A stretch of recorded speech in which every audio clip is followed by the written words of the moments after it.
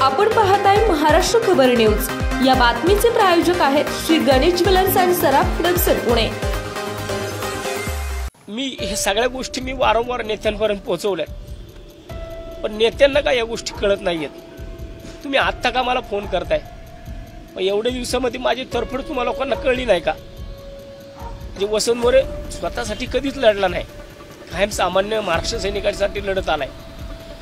आणि मग जे पदाधिकारी माझ्या बरोबर आहेत, ज्यांनी माझे कार्यक्रम घेतले, त्या लोकांना दाबण्याची कामं होतात, त्या लोकांना त्रास दिला जातो।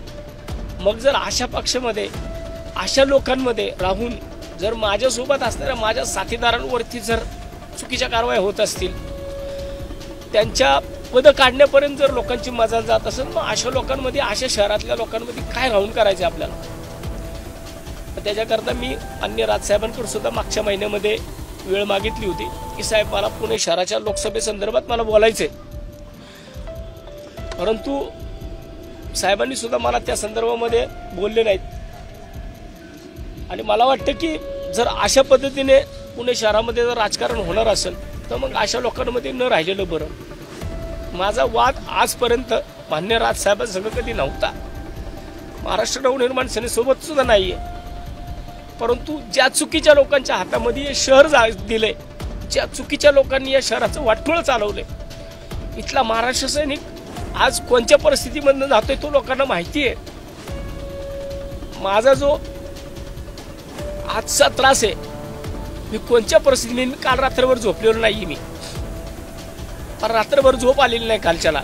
मी रात्री विचार केला, कालच्याला माझी पोस्ट तुम्ही पाहिली असेल, अनेकांचे माझ्या पोस्टवरून मला फोन आले, परंतु इतकं सगळं करून मला काल का कुणी विचारलं नाही। मला आज राजीनामा दिल्यानंतर मला का फोन येतात सगळ्यांचे, प्रत्येक पक्षाच्या नेत्यापर्यंत मी माझं गाऱ्हाणं मांडत आलोय।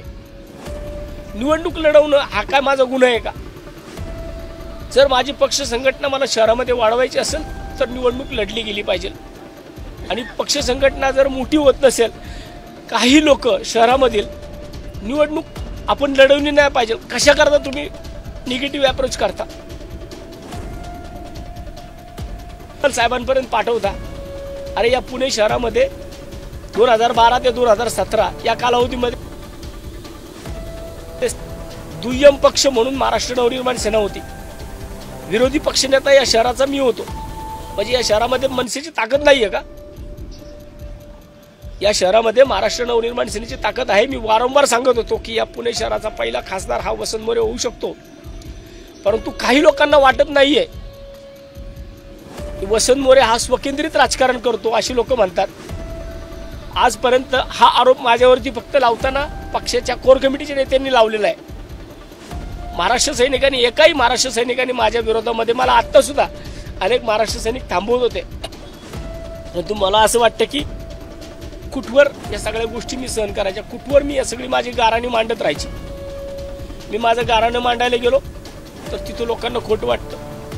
त्याच्यापेक्षा मी मागच्या वेळेस सुद्धा ज्या काही भूमिका माझ्या मांडल्या होत्या त्या भूमिकेमध्ये माझ्यावरतीच कारवाई झाली, आणि आता सुद्धा जर माझ्यावरतीच कारवाई होणार असेल तर मला वाटतं कुठल्याही पदावरती न राहिलेलं बरं। म्हणून मी आज माझ्या प्राथमिक सदस्यत्व पदाचा, माझ्या सरचिटणीस पदाचा, माझ्या संघटक पदाचा मी राजीनामा दिलाय। इथून पुढे मी अजून कुठल्याही पक्षामध्ये गेलेलो नाहीये।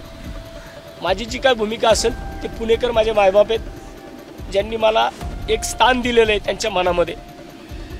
पुणे शहरातले पुणेकर ठरवतील की वसंत मोरेने भविष्यात काय करायचं। पुणेकर म्हटले वसंत मोरेने लढायचं तर 100% वसंत मोरे एकटा लढणार।